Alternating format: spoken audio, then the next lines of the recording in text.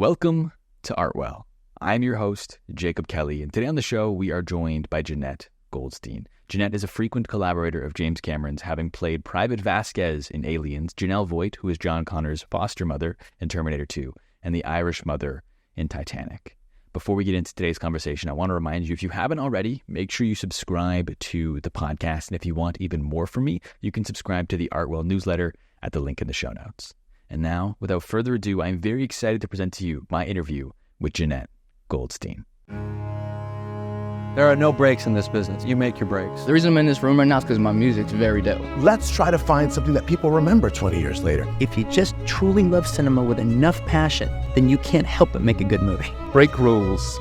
Leave the world more interesting for your being here. Make good art.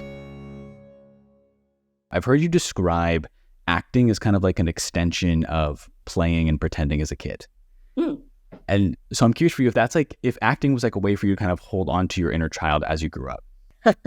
my inner child.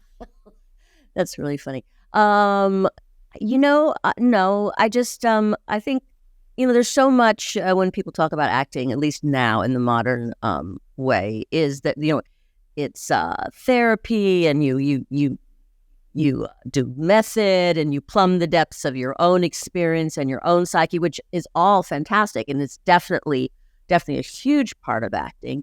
But I think what has been left out, or at least what's freed me, was the idea that you can just imagine things happening. As a kid, I had a teacher in London, and she would always say, darling, nobody pretends when you're a child. No one pretends there's a dragon in the closet. There just is. You don't have to work. So that sort of freedom, I really loved to kind of go back to that. So does that freedom and not necessarily being method and approaching it that way, does that allow you to kind of keep it a little bit more playful when you're in your process? I think so. I don't know if other people are like this, but you're obviously I use technique, and there is incredible technique. However, like with singing, and someone says you're just playing around and you just pretend to be an opera singer.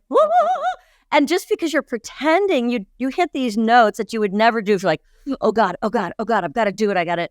So that there definitely is that part where you're like, let me just play as a child plays. And when it comes to like the technique, and I've heard you describe your teachers, especially in New York, as like an eclectic group of teachers that you learned from. I was curious like what the differences were between all your different teachers. Oh my God, yeah. It was interesting. It was I went to Circle in the Square Theater School, which is beneath the theater on Broadway and 50th. There's all those theater complex near the Lincoln Center. It's underneath.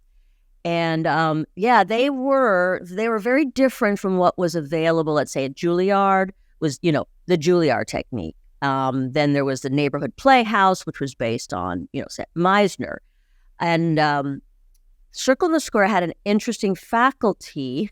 Interesting, I say, that they plucked from all those different, from Juilliard, from Meisner, from the Actors Studio, from all these different, very, very strong personalities, and they taught you their way. Now, they didn't get along with each other sometimes. There was a lot of tension between, all of these, impresarios, because they were amazing. But I really, really appreciated that because, again, I find it better. I like finding things that work and not following one way, because I just feel like if you fall out of the way, you become, banished from the program. And I was banished from a very, very prominent original member of the Actors Studio.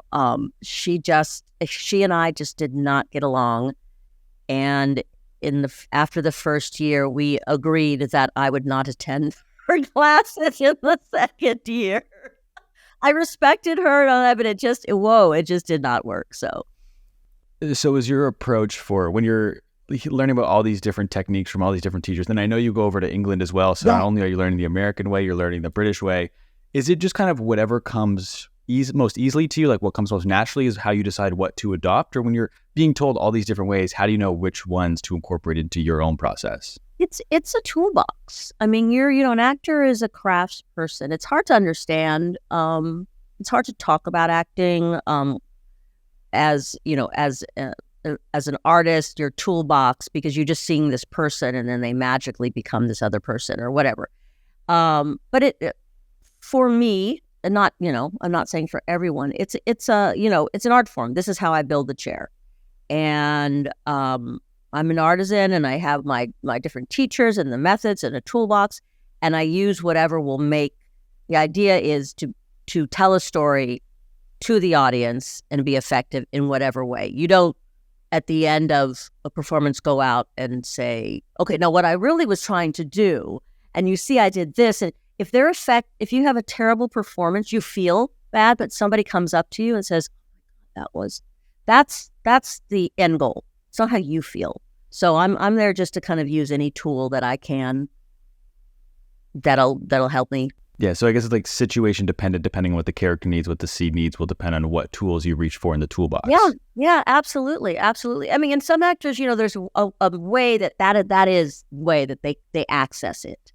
And that's fantastic. I've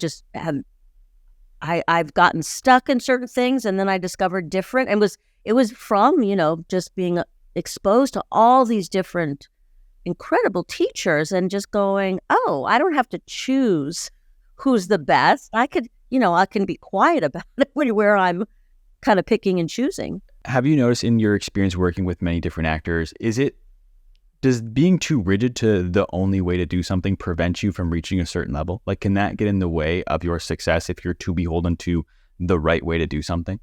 Well, I don't know about what is considered success. I would never use that word just because you rarely, you don't go into it to be successful. I mean, some people do. It's so rare that you become a successful actor. I mean, successful in that you're famous and you make a lot of money. Because I grew up around a lot of, not my family, but where I grew up, a lot of actors, and some these are the parents of the people I knew, became amazingly successful for no reason at all, very late in life. Some never did. They were amazing. So that wasn't like, if I wanted to be successful, maybe in that, I don't know how to be as an actor. You know what it is? To me, more, it's successful in portraying what the author, the writer, because I always go back to the script. I mean, that was one of the things that I was trained in very, very, because it was theater, was that the script is paramount. You go and you look at the word and figure out what the author is trying to say. And any tool that I can use that would portray that I would feel would be a successful, is the whole play successful. And so what's your approach when you get a script? Like, how do you deconstruct it to try and get to the root of what the author was trying to say? Oh, it's interesting. So I love this. I love this part of it. I mean, with Shakespeare, there's different ways. Shakespeare, you start, with the word itself and how it sounds and the meter. The meter can tell you, the punctuation gives you it's all these clues. This is what I love. It's like a detective story. And you read it and you read it and you read it for the story. What is the story? What is the plot? You sleep on it. You read it again. You see how your character fits into, their objectives, where the conflict is. I don't know, history, the historical way. What is the type of, is it a comedy? Is it a restoration drama? What does that mean? And you sort of study all different sides of it. And then, of course, you're working with a director and other people, and then they're going to inform it. So you're not alone. You then come into the ensemble and you understand. But you go back to the word. You go to the word and how what the written word is and what they're trying to do. So for your script, I know with Aliens, Sigourney annotated her script apparently a lot. Are you someone who likes to make a lot of annotations on your script? Does your script remain pretty blank? Like, when you're in your trailer, like, what does your script look like? Well, that's interesting. I can't remember. I'm trying to think. But yeah, no, I'll definitely, I have a notebook and I'll make notes. I don't know if it's just, yeah, you'll find the beats. I mean, there's this, Stella Adler. She is she's talking about the script. And I was very fortunate as a young girl to go to a weekend with her. She was, in her 80s and have her talk about, the script is paramount. And you go through and you find where a beat is. A beat is where there's a turning point where things, they lead up and then it, stops and it goes, for some reason it goes another way and you're trying to find the beats. I can't remember if I did it on the actual script, but yeah, I'm sure I did. You sort of, sometimes you'll write the subtext, what you think they want under there. Yeah, anything that comes to mind that'll help you. When you're trying to find those things that help you, do you really try to go internal when you're figuring those things out, or do you like to speak with the other actors and the directors and kind of get their perspective on the scene to inform yours, or do you kind of like to go in without any other influence from anyone else when you're trying to find like the subtext of the scene for yourself? Well, it's a ensemble, it's an art form. You're working with all these different people. Definitely the director, good director will give you an idea where what things are happening. I mean, they hopefully will not give you line readings, but sometimes they will because they don't have the language, and that's part of what you learn in drama school is how to interpret what the director wants, because some of them might say, it just needs to be bigger, and you're like, okay, you can't play. So what they mean is the stakes when that's your job to sort of figure out. So, and then sometimes you have directors who are really insightful. I had this one for this television show I did, Max Headroom, and so interesting. He wanted something different in the relationship between me and my partner. It was two business people, and he just said to me, instead of like, you're the power behind the throne or you're whatever. He just said, okay, so you see this office, even though he's, the CEO and you're the COO, you've picked every bit of furniture in here. There's not one thing in here that you have not said. Is it? So I was like, oh, that is really interesting. So they're giving you this like color to sort of do it. I don't know. I enjoy that. But yeah, when you work with another actor, you kind of, you're playing, it's improvisational. You obviously know the lines, you're never telling them, oh, you do it this way. And I mean, they're never telling you, oh yeah, I would prefer if you would be this, but you work together to sort of, again, tell the story. So when it comes to getting feedback from a director, is it kind of like, there's this Neil Gaiman quote, the author, where he says when he's working with editors, it's like, they can always tell you where it's not working, but they can never actually tell you how to fix it. You have to figure out how to fix it. They can point out where the flaws are, but they will never be able to tell you the actual solution. Mm-hmm. Yeah, that's kind of what I was saying by when they say it just needs to be, I don't know, just do it faster. Yeah, something's not working. Yeah, exactly. And so with the script being so important, I'm curious to what makes a script good? I know you maybe Aliens can be the example because I've heard you say that was just a good script to read, but what are some core elements for you that make a script good? No, you're talking about a play, screenplay? Screenplay, correct, yes. So different. They're so different. Oh, interesting. Yeah. Oh my God, they're so different. Well, because one, it's not completely true. I was just going to say one is so much more about the word plays but the visual aspect of a play is also, it's incredibly important as well. But in film, visually, so there's a logic. I guess I always think I think actors have a great bullshit detector. Like when an actor says, when the director says it's not working and they don't know, a lot of times actor, if a director is smart, will listen to an actor when they're doing something, like they say, we need you to move here to pick up this thing. And you're trying to find, and then you're saying that, and you're just like, your bullshit meter is just going off. Like, this is not true. This is not, you've got to listen to your actor because they have this innate of who this person is and what they would do. Just not be doing that. That's when you as a viewer says, wow, that's bad acting.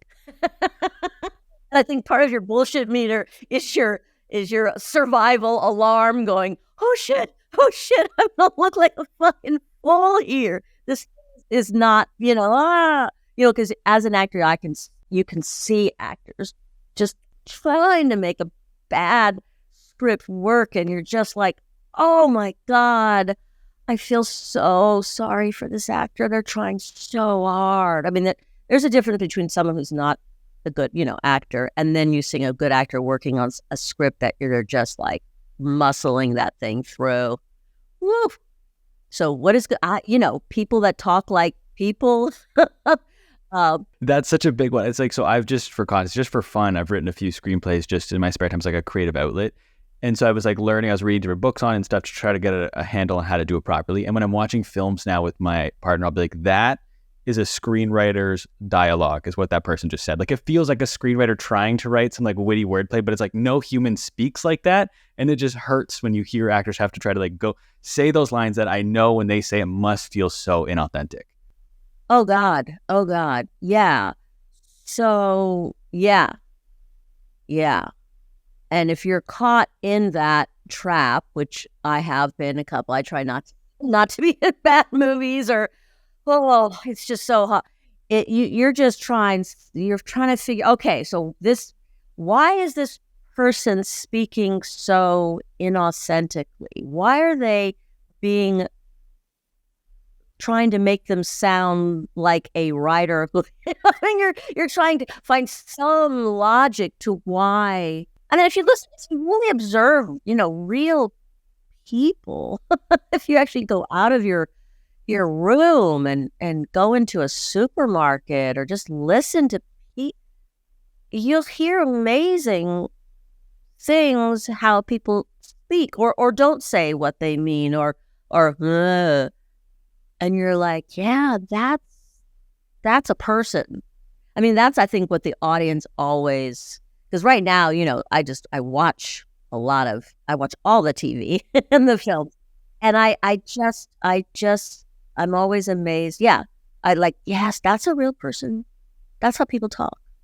This is great. So really, and then I can see, oh yes, this is a screenwriter, and just because that's my profession. But I've heard you say that human beings are your canvas. Oh yeah, and that you study them. So like, is it just being aware when you're out in the public, or is there like certain times where like, I'm gonna go out and I'm just gonna see how people interact? Like, what does that actually look like for you? Is it a conscious thing, or is it just kind of like a subconscious thing you pick up on as you're out in the world? It's just, it's funny. That's what I think about the pretending thing as a kid. That I always remember people. Ever since I was a kid, I'm just fascinating in people, and then I would like, oh, what would it be if I lived in? Look at that. I would look at a house, or like in a car, back of the station wagon, and I'd see an old farmhouse, and what I would notice of the house, and I would be attracted to, who is that person who lives there? What if I lived in there? What would my life had been like instead of, so that was always just, and that's just kind of how people just fascinate me, and a lot of times, my kids would always say like, stop looking at them, Mom, stop, I mean, like always like, stop imitating their act. Well, not too, but I just kind of like, so interesting. You're staring at them too. Sorry, I'm not, It's just one of those things you've always done. And then you get the chance to actually create those people when you get new characters and fresh characters. I'm fascinated, like how would they ever think that? What made them? I mean, this is what, when you see horrible, because I usually play, people kill people and, interested, so I'm always, I may, obviously disagree with them, their actions and but I always think, well, what do they need? What's going on with that person that they would say that? I wouldn't this is why it's interesting why I thought the whole psychological thing had its limits. I mean, you certainly go like, wow, if I were in that position, and of course I've been in that position where I want to kill that person, you can absolutely go to yourself. But then sometimes it's like, well, okay, what about that? What in the world was this person thinking and all that? So, and it's finding ways to like, I guess, is to how to see the world from their lens. So it's like where everything makes sense for them. I feel like I was reading something. It's like, that's the most compelling villains, where you can see their perspective even if you don't agree with it. Oh, absolutely. Absolutely. No one really, I mean, some people, they know they're evil, But there is a real reason why they're trying to survive, and they've decided to do this. And then I also love, this is what I got with a lot in England, was to start to work from in America. The tradition evolved to work from the inside out. Because acting used to be the performing and blah, blah, blah. So there was an incredible radical idea of Stanislavski and all the actors getting work from the inside out, but like I said, you lose when you go to England. They still have, of course they do that tradition too, and there's the American way to learn and all of this, but there is that focus on the outside in. How does your character walk? How do they dress? How do they speak? What is the accent? And so you start from the outside. Sometimes, then why not try starting from the outside in? And I love that idea. Like if you are really tall, your life and how you move about in the world is very different if you're a smaller person. And so, I don't know. It's interesting. Yeah, that is interesting. So it's almost like, just like poor examples, like getting the costume, getting the clothes will change how you feel, which will change how you act, which will help you create the character. That's kind of from the outside in. It absolutely. I mean, I don't know who said it, but it's like, find out what shoes they're wearing first. You have, oh my God. I mean, you just know if you're wearing a pair of hard shoes and you're wearing a pair of sneakers, or, with women, are you wearing boots? Are you wearing, absolutely. Yeah. What are you wearing? Like in Titanic, I was wearing a corset because that's what women wore in those days, even though my character and what I was wearing, you didn't see it at all because I was wearing a shawl and the whole thing. But to wear that, you get the constraint, and you get I would have said, please, can you have, if they said I didn't have to wear one, I would have said, absolutely, I want one. Absolutely.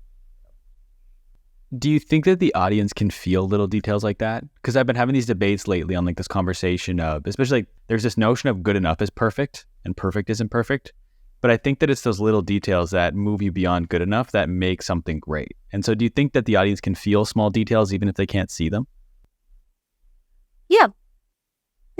I think that, yeah, absolutely. I mean, you don't want to obsess, and you're not going to give them a quiz afterwards. And usually an audience will go, yeah, that was great. And then if they're not a, filmmaker, whatever, they'll just go, I don't know. I just thought that was just fucking great, And that's as valid as someone who's, who says, and that scene when they were, you want the audience to have an experience. Well, I guess you kind of hope they're going to have the one that you think you're driving them to, but sometimes people get completely the opposite of what. Not usually, though. But that's the tricky thing, I guess, right? It's like you never quite know how they're going to react, because they're going to bring their own life baggage and experience to the film, and that's going to change their interpretation of it. Oh, absolutely.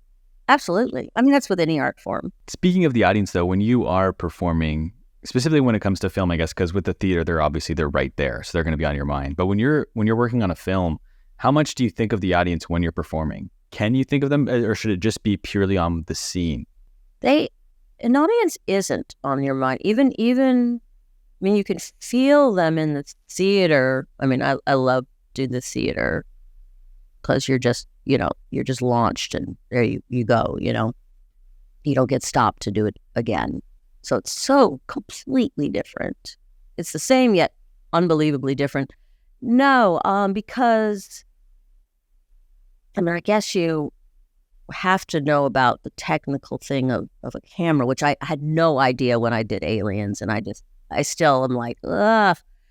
But I've learned a little more what you're doing so that the director and the editor can build stuff. But yeah, no, you're out of, once you've done your performance and you've done it all these different takes and you've done all the different things, and that's it. It's over. I don't know. You can tell I'm a little bit, I feel like, yeah, you want to be working with really talented directors and editors, or... You mentioned how with Aliens, that was your first time working with a camera. Yeah. How are you feeling going into that for the first time? Are you excited? Are you nervous? Are you scared? Like, what's the feeling when you get that role? Oh, well, when I got the role, I was so excited because I mean, like I said, the film, the script, I don't know how the film was going to be, but I saw Alien and I loved Alien, and I had just seen Terminator, which I love. Absolutely. I still prefer it to that Terminator 2. So that was, and then, my God, this character, incredible. But the fact that I was going to be doing it on, it was terrifying. I didn't know any, Jesus Christ, I don't even, there was no internet to kind of go on a YouTube video, Google how, well, what, I knew how to match or what, any of that stuff, it was I didn't even know what a master meant, until it told me right on the first day when they said, okay, this is just a master. It's a master, and he's like, oh, and then, but, yeah, no, it was terrifying, and I wished I feel like what it turned out was fun, but I used that sort of feeling of terror and out of just control but has to be the one who is in control. I use that for the character, and that's what you learn in acting school. If you have a flu, you can't pretend you're not sick. You have to, okay, the character is sick or trying not to be sick, and so I used that feeling for her, like keep it together, fucking keep it together. And when you think about it, that's like the perfect feeling, I guess, to put into Vasquez, because she's the one where she's in these very tense, scary situations, but she is very much like stoic on the outside. And so that's like perfect. Absolutely. I mean, that's the whole thing. You just use it. And then you find it and you go, yeah, that's perfect. Like really attention to detail, and you're going to die if you. And an actor always feels like, oh my God, I'm going to die. I'm going to be so bad. You feel like it's like death almost. How else has fear played a role in your career? As much as fear in my career. Wow. Fear. I think I would say that I am scared a lot. And I was always kind of scared as a child. People like kind of say like, oh, you were shy because you used to always jump off this roof onto a mattress with your brother. And I would do these things, I was a tomboy, physical things. But it was because I had this such anxiety that for my way to cure it was to just do it. Don't think about it. Just do it. And I would always say, well, you're not going to die. You're not going to die. And then I would like run and jump. I probably could have died if thinking back, but that's kind of how I approach certain things. I feel like, although of course I love, the feeling of acting is like flying and it's just wonderful, but it's really scary meeting new people. For me, acting, like I think there's two. I mean, in my opinion, there was always two types of performers. Ones that just love being looked at and like hosting things, and those people that just get this charge out of being in the center. And then there's the shy ones like me who are stealth shy, whatever. It's a mask. It's an incredible mask that I get to wear, and then I can be free. That's why the character acting thing is that's what stops my fear, is being someone completely different. I mean, the parts of me that are real, that's for me to keep private. So yeah, I think fear takes its own. I love that. I like the idea of also just running at the fear too, as like a way to handle it. Kind of like using it as almost like using it as a signal, like this is what I should be doing because I'm afraid of it, and I know on the other side I will grow and be a better person. That's exactly. I mean, every time I feel like, I think it was one, I do that when I feel like I'm stuck, or that something is. I know a rabbi said this to me once about when you're looking at something in the Torah, that part that's very problematic, you don't run away. You go, aha, let's go deeper and figure out why is this kind of And so, like, I remember at one point in my career, acting career. You're auditioning, things aren't working. And I remember watching, I love stand-up. I just love the art of stand-up. And I was like, oh my God, that's something I could never do. Ugh. And then I was like, I have to do it. Oh my God. Because I knew this place and I was like, okay, I got to do it. I got to do it. So I signed up to do this stand-up. And I don't know what it did, but it just like, yeah, you got to do it. This is the one thing you think is just so, I didn't die. I wasn't good. I didn't physically or, die up there. But I kind of do that. I do that at all points in my life when I get that feeling like, yeah, I'm stuck here. And so then how did you feel on the other side of that when you did the stand-up? Well, it was that same feeling of like, you didn't die. Like, you always think you're going to die because you're going to be, I think, what a lot of it is just shame and embarrassed. That feeling of shame, like, is so, not to go back to the Torah again, but it's so funny. The Adam and Eve, the cover, it's the idea of that if you are ashamed, there's no knowledge. You cannot access knowledge if you're ashamed, because when you're ashamed, you hide things. So it's kind of breaking through to something. Like, I think another thing that I did as an actor is because I was always trained, in craft. And I come from a family that's not, my father's not a glad hander. That's bullshit. That's, they're all this kind of networking and that thing. So I didn't know how, and I was thought, well, that's if you get anywhere because you know someone, it's bullshit.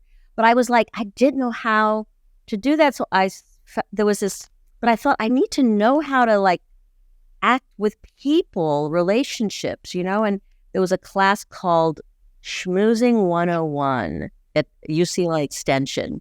This is when I just came back to LA, and I thought, I just felt like, a schmoozer.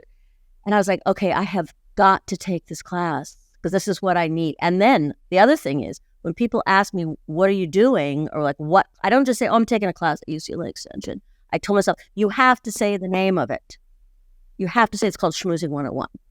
And like, what are they going to say to you and feel like? And it was such a great class. Oh my God.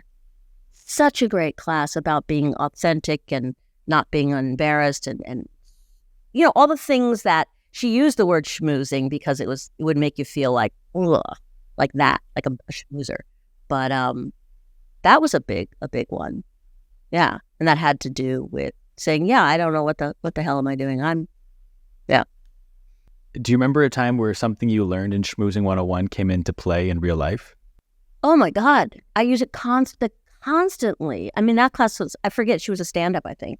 Yeah, she would say, you allow someone to be able to say no. It's fine. The one thing, let me see what it was. So if you're asking for something and they say, I can't, I'm busy right now. You say, would you feel comfortable? You first say, would you feel comfortable making this call for me? Like, let's say for an agent, would you, feel comfortable? And if they say, you say, they usually, they would go, but I can talk to someone else. There was there was certain words to use. Would you feel comfortable? I think that was a big one. Was that, people are busy but if you want to ask straight away, I don't know. It was an interesting that relationships are important, authentic ones, and you keep in touch just like you would with your friends. But yeah, I think it's like, would you feel comfortable? I've said that to young actors all the time. You just say, well, the one thing I learned from a veteran actor when I was being turfed from my agent was, he goes, no, you don't go to ask to be seen by an agent. You go to the people who are buying, who are the casting directors. And they said, are there any casting directors that that if you made a phone call, they would pick the phone up? They said, is Jenette Goldstein on the line? And I was like, God, I didn't keep in contact with hardly any of them. I never thought about that they had a job to do too. But there were two that I thought of two. I called them up and then I said, what happened? I'm not going to have an agent next week. Would you feel comfortable? what's your opinion of 5 agencies that would want to see me? And then that's really okay. Would you feel comfortable making a call?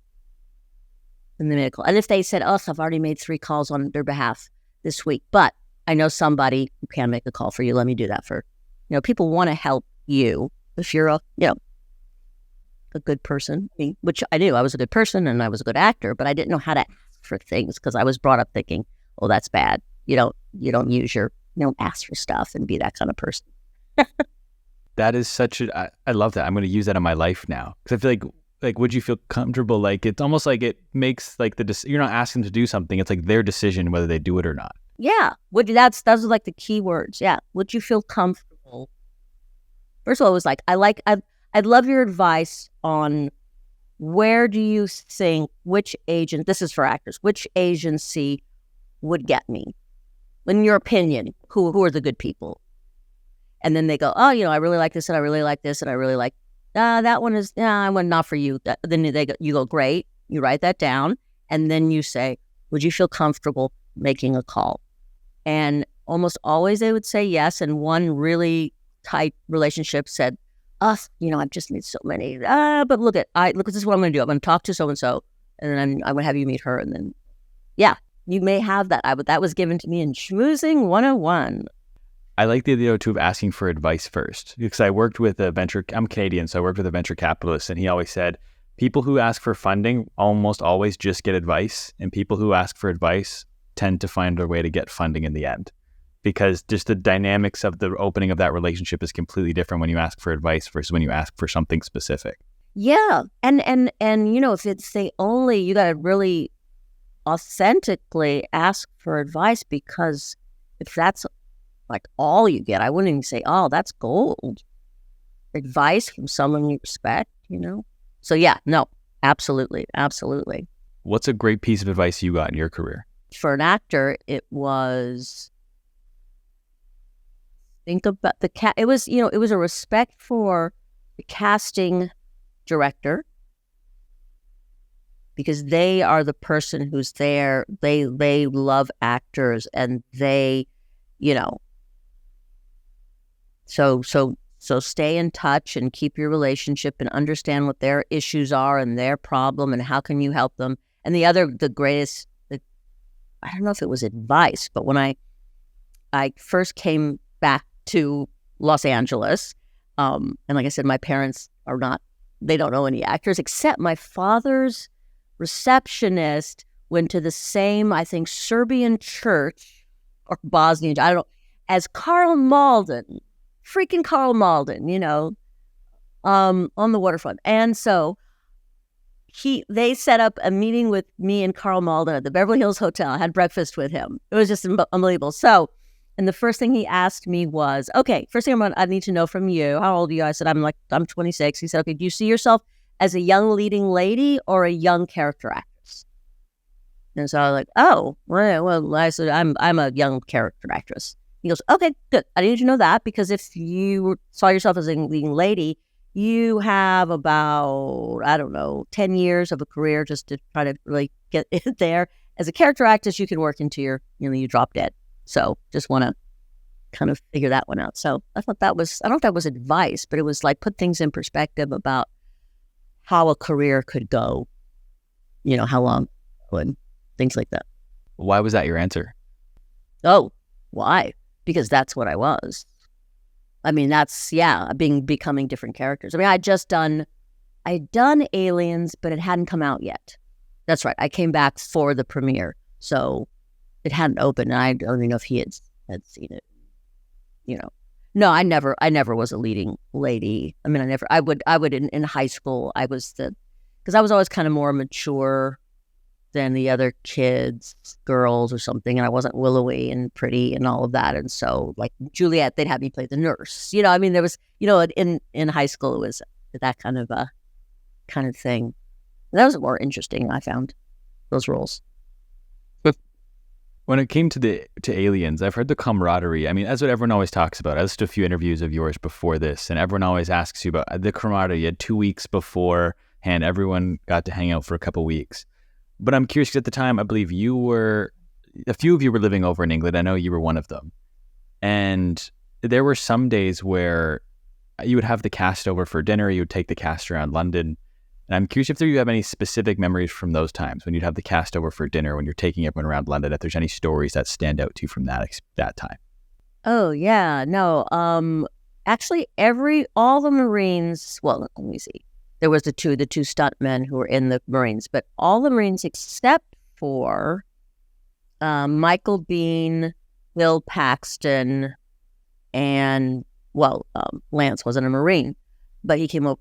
We're all expats living in England. They all were either Americans or Canadians who were there. And I remember, so Drake, Mark Ralston, he was married and he had this wonderful house. He's a really good construction worker and he's like a sommelier. He loves wines, and he would have, us over to, I lived in a crappy little flat, but us over and have dinners and the wines, and it was great. And then I know that then I didn't know if I took Bill around, but we'd been living there for, I guess had been living there 3 years. Some had been living there longer.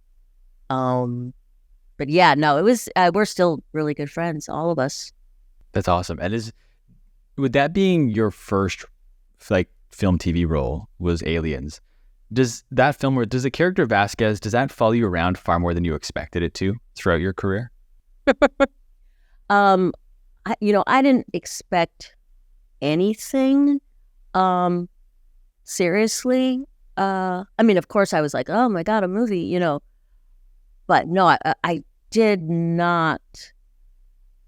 It still shocks me, 35, 37 years, the effect of this character and this movie on everyone. You just don't know. The interesting thing is like Mark and maybe one other person had just come off of Revolution, was filmed in England. Like, they'd done films. And that was like the big, but it was going to be big. And it like, ah. And, I remember him saying, you just don't know. You can never know. So you just do it and you just move on, whatever. But no, I did not.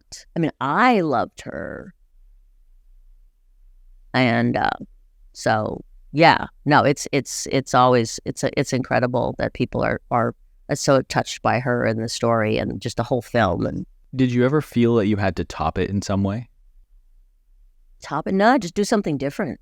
The one people, usually they, yeah, I did no, because I never, doing something different was, and I feel I've been very lucky, like I guess it's sort of like you want to do a person and give, not respect to them, but you want to portray them as that person. I remember an actor said, well, he didn't seem like an actor, he just seemed like a waiter coming into the scene. And he was like, yeah, exactly. That means he was successful. That was Harrison Ford, one of his early roles. Somebody said, well, he just seemed like, he didn't seem like a star, he just seemed like a waiter. I'm like, yeah, there you go. That's a good actor. So yeah, no, it's someone interesting. So, there was one time somebody wanted me for a lot of money to on a nice location to sort of kind of do Vasquez again, which I did do. Oh God, yeah, it was pretty bad. It's a pretty bad movie, and I tried my hardest to like make her different and all those sort of things. Was that Fair Game? Yes, it was. Have you ever seen that? I didn't watch Fair Game. What did I watch before this? I rewatched Aliens. I watched Near Dark for the first time, and I watched Donato and Daughter actually as well. That really, so that was like released as a film in Europe, but it was like a 2-part TV series in the US. I don't know if I vaguely remember that. It is on YouTube in its entirety. If you want to rewatch it at any point, it's there. Vaguely remember. It was like Dana Delaney is Dana, and yeah. And a lot of guys, they were nice. Oh yeah, wasn't it John Slattery? Was he in that one, or was he in another one? I can't remember. I'm usually, yeah. I'm always like the one who then at the beginning gets killed and then everybody talks about for the rest of the film.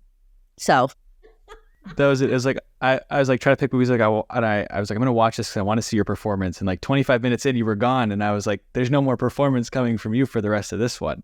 I was in Presidio. I did the same sort of thing. But yeah, no, to work. I mean, I'm a real director's groupie. So, and the script. So Catherine Bigelow. Oh my God, you can just see the script was incredible, and and she was really, really good friends with Jim, and then working with Terry Gilliam and working with, it's just like, I did this film, this small part, I didn't even see it, with Penelope Spheris, called, was some comedy, some wacky comedy, I don't know. I would play, anyway, so somebody saw it and said, oh, I remember you as Nurse, and I was like, oh yeah, but Penelope Spheris, I had the coolest, what a cool director, and I wanted to, sure, I'll do a day on a film with her, so. When you do end up working on a bad film, can you still do great work? It's really hard. I mean, I think fair game is really the only, I would say, bad. I mean, and that is, you've never seen it? Oh my God. Oh, it's not as bad good as Showgirls. But it's gotten to the point where it is a fun hate watch. I mean, it is. And the thing is, I love Cindy Crawford. She was so sweet and so, good person, and tried her hardest. It wasn't like, that she was whatever. She's not it was her first and last film, I always say. But it was a miserable experience for everyone, having to do with the director and the script. But it's fun to watch as an audience. It's so illogical. I mean, we would just sit there, some good actors, there's really good actors in it, but we would just look at each other and go, oh my God, oh no, I can't. And we would try to tell the director, like, can we, like, here, one of the actors was this famous British playwright, Stephen Burkoff. I mean, and that's part, it was like, oh my God, let him change the line, and we were hung out to dry. Anyway, yes, it's very hard. I don't know. I can't. Yeah. I think I don't get those jobs when I go out and I audition for something that's not good. I can't. So even when I try really hard to get the job, it just, I'm not that good at that. Looking back on a movie like Fair Game, is it worth it to do a bad movie like that for the paycheck? Like, when you think of those films now, how do you think about it? This is some other advice I got from an older actor that I grew up with. He was the husband of our pianist at the school. Dick O'Neill. Oh, he was such a great actor. He said, "You always need fuck you money." That's what he called it. It's fuck you money. There's nothing wrong to do something for fuck you money. And the reason that is so you can make some money, so when something is really abhorrent that you want to just, your agent say do it and you pass on, you can just say, fuck you. Not straight out, but that was, I remember, Dick O'Neill. Oh my God, that's so funny. Yeah. Did money, when you started making money, did it change your relationship with acting at all? So when I started making, I didn't know. It was amazing, as far as it certainly made me go like, oh, I like doing television and film. Yeah, I mean, as an actor, when you're doing theater for nothing, or like, what did the union fight for? We fought for $5 for each performance. It was just, I take that back. I did do an equity theater performance in LA. And we earned equity wages, and then one production went equity. But it's I started having kids earlier than most actors did, and had 3 of them. So I never had a lot of money, even when I comparatively. And then as you get older as a woman, your earning goes down. So I never earned as much as I did when I was in my early 20s. But that was one thing I knew from the parents of my friends growing up who were actors, that, you got this, and then there's this, depending on how well you age, you got till you're like maybe 35, and this is, advice back in the 80s, then you're going to have a big break. And then you'll come back like at 60 as the judge. Then you'll start playing the judge. And, and you just go, that's what, so start writing and doing stuff or figuring things out, How beneficial was having that perspective from growing up in Beverly Hills as you navigate this career? Because I feel like so many kids will move from somewhere else with these like bright-eyed idea of what Hollywood is. So was it a huge benefit to you growing up in Beverly Hills and having that perspective? Really, really was. It really was. I mean, yeah, no, it absolutely was. I mean, like my friends, their parents, I could see them like, oh, that's Alicia's dad on Star Trek, playing an alien, shooting someone. And then like Martin Landau. So I went to school with, his kids and everything. And so, they're picking up their kids from a carpool. But see, he had been an actor that no one had known of until he said, all right, he got this schlocky, him and his wife, series Mission Impossible and whatever, moved to California. Maybe who knows, I don't know his whole story, but they were New Yorkers. And then, oh my God, he became, this, no one knew of Martin Landau as a theater actor. And then he did that. And then it took him forever to get out of that to go to Woody, So yeah, I did get like that feeling, like I say, you grow up in a mining town, you go down the mine, but you know what mining is like. Sometimes, the thing blows up on you. What's the hardest you've ever had to fight in your career? And maybe it's not even acting related. It could be entrepreneurial related with Jenette Bras. Oh, that's a whole different hardest time. With Jenette Bras, my bra company, which, it's a chain of stores. I don't make the bras, but hardest, definitely, is getting a loan from a bank. They don't give money to small business people. They may say they do. If you own your building, you have nothing they want that if you go under that they can take away from you. So getting, even with 6, now I have 5 stores, even with, it doesn't matter. That's the big, so fighting, so pretty much that's been very difficult when we do need one, which of course because of the pandemic and all of that, but before that, no, it's like, I learned that really fast. Credit cards, they won't give you a business credit card. No, you're like, what? I thought the commercials say that you're, the poster has the coffee shop owner and I mean, you're lying to me. What did you say the biggest struggle for acting? Just the hardest fight you ever had, the hardest you had to fight in your career. Oh, the hardest I had to fight. Good Lord. Fight. Seems like I always had to fight somehow. Not fight. Well,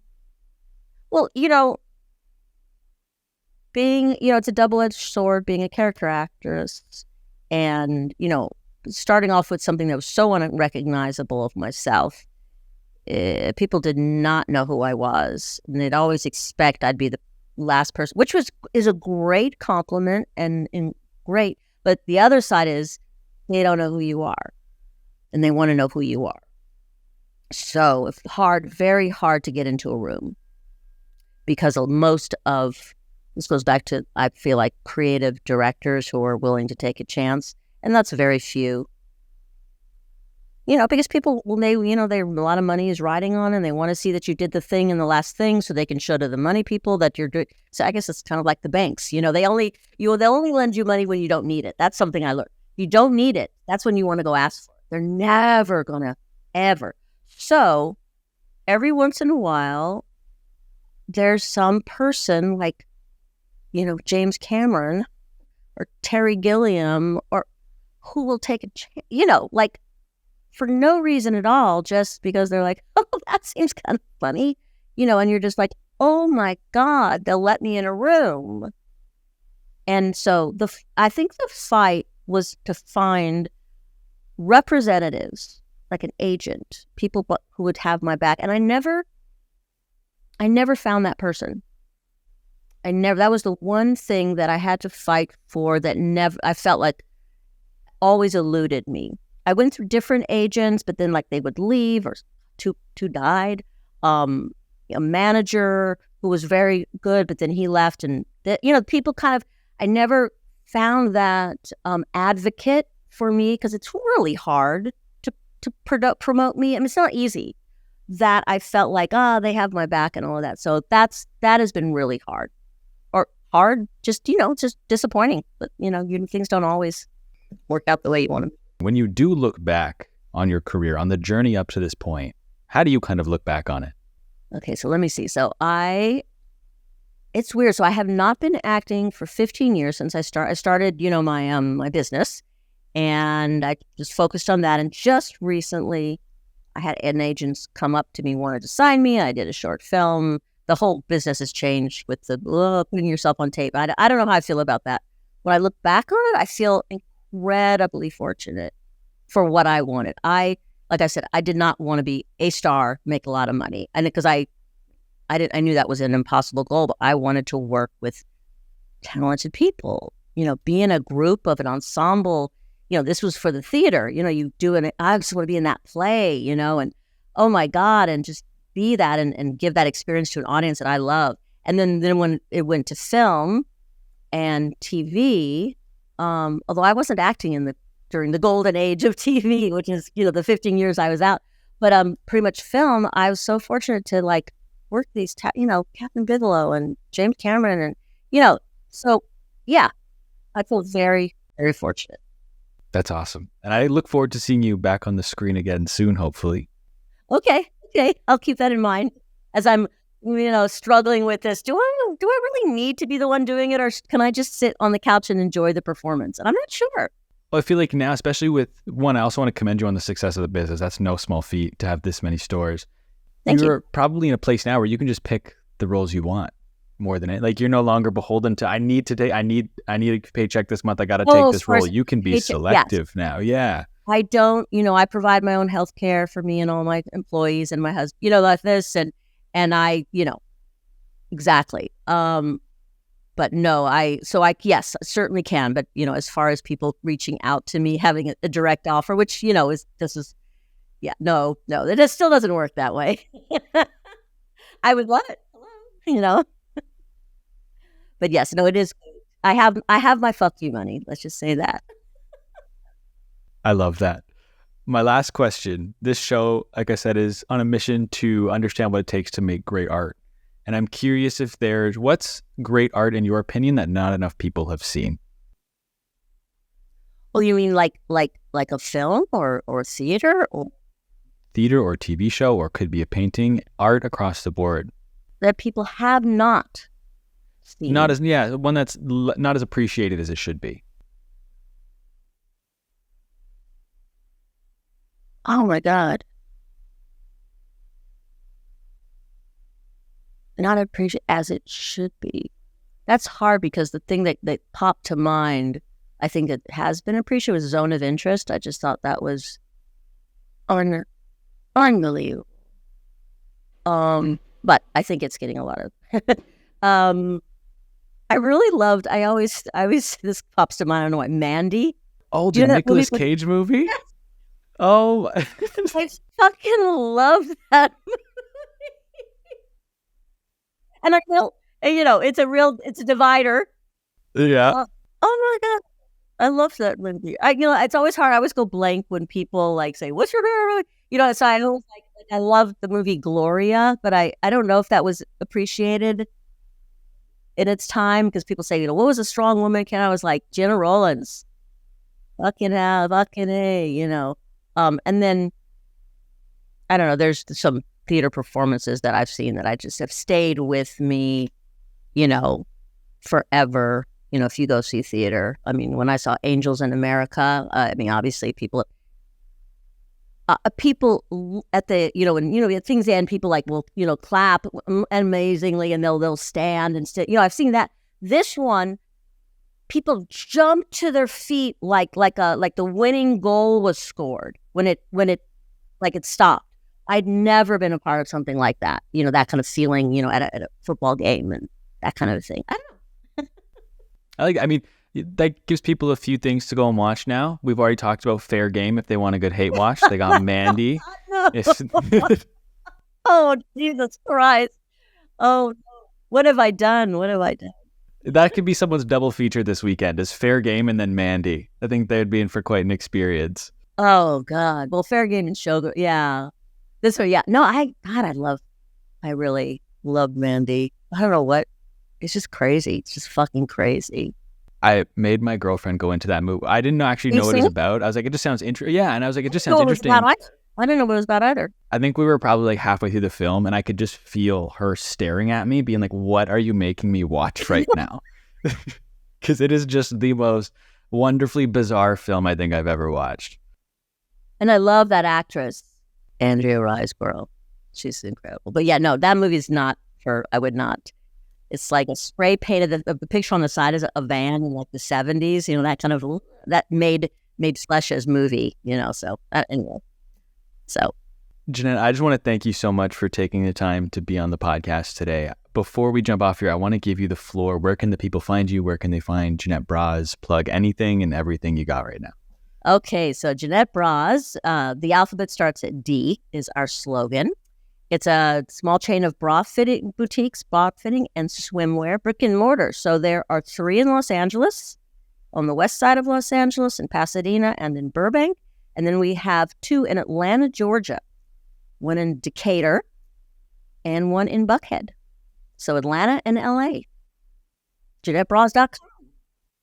I'll make sure that's linked in the show notes down below. Is there anybody they can find you on social media? Oh, yeah. Well, I'm real Jenette Goldstein is my, me. And that's where I do conventions. I've been doing a bunch of conventions. I'm going to Las Vegas in March, and I'm going to Spain. But anyway, I'll definitely post there where I'm going. I got to be better. And then as far as the Braz store goes, Jenette Braz _LA or _ATL if you're interested in the bra. Awesome. Like I said, I'll make sure everything's linked in the show notes down below. Thank you once again for taking time to come on the podcast. Yeah, thank you.